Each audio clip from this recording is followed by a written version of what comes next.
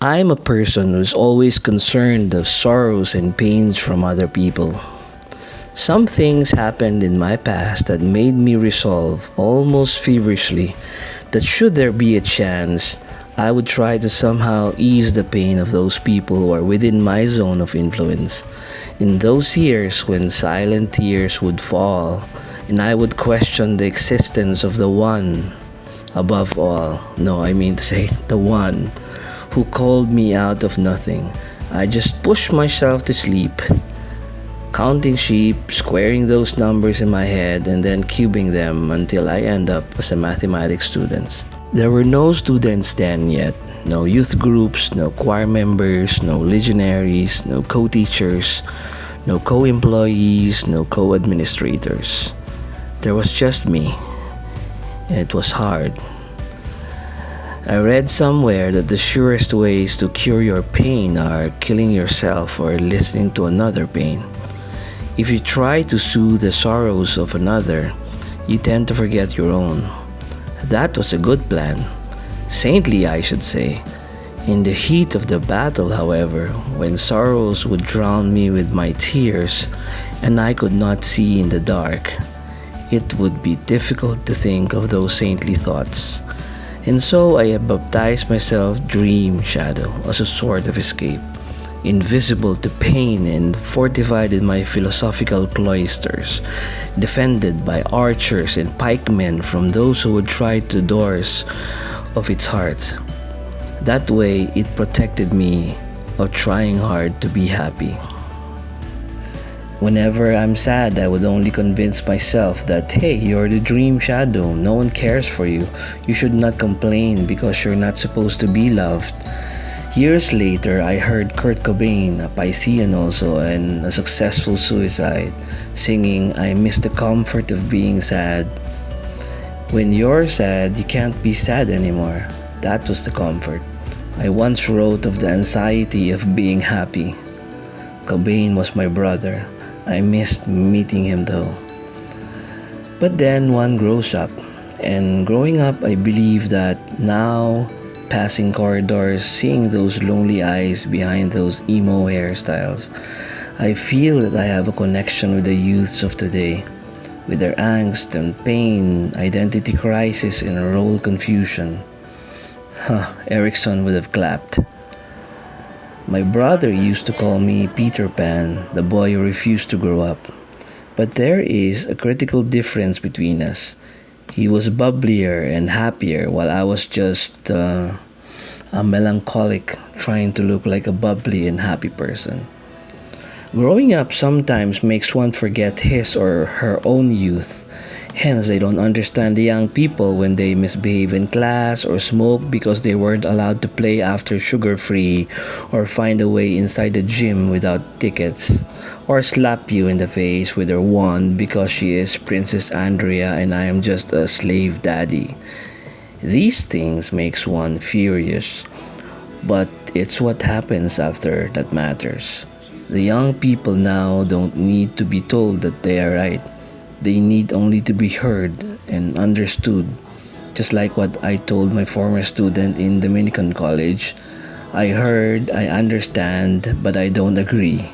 To which he replied, thank you, it's all I needed. It is an unsure world out there. I fear that the stocks would fall and wipe out my investments. I fear that an earthquake would devastate our country. I fear that the terrorists would bomb cities and blow us back to the Middle Ages. I fear alien invasion, meteor collision, ozone depletion, the end of humanity. But all these things are part of the march of humanity towards the great sea of life, or the final shearing for negative people. One writer then said, I am glad to be old at such a finished world. That was almost 200 years ago, and the world goes on.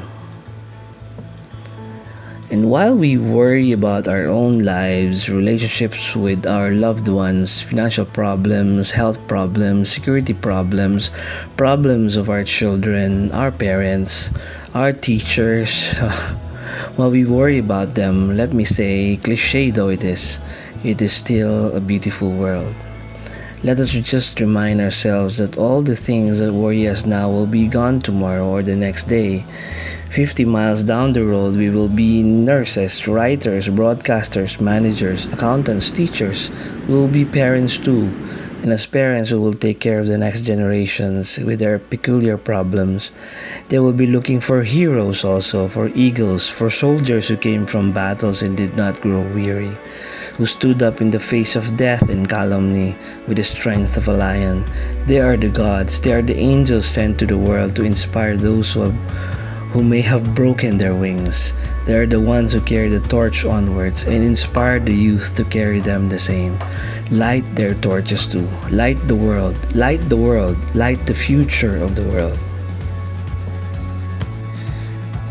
When Prometheus stole the fire of Olympus, he was bound and imprisoned by the gods. We will carry the torch forward to light 1,000 other torches. Live on. Keep on keeping on.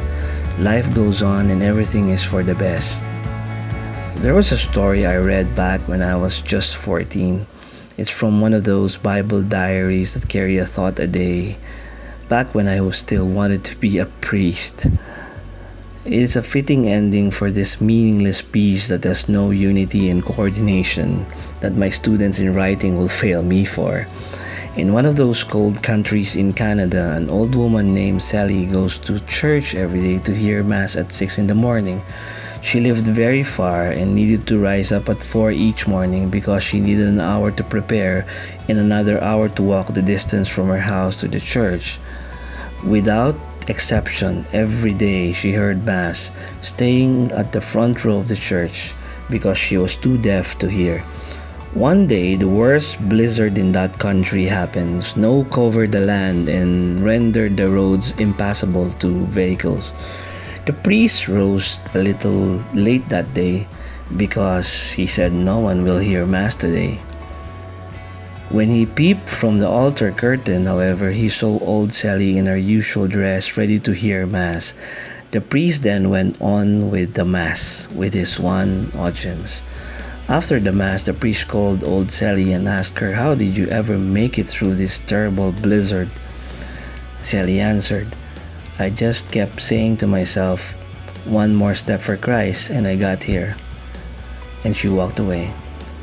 This is rewarded from the article in A Thought a Day, One More Step for Christ. Postscript.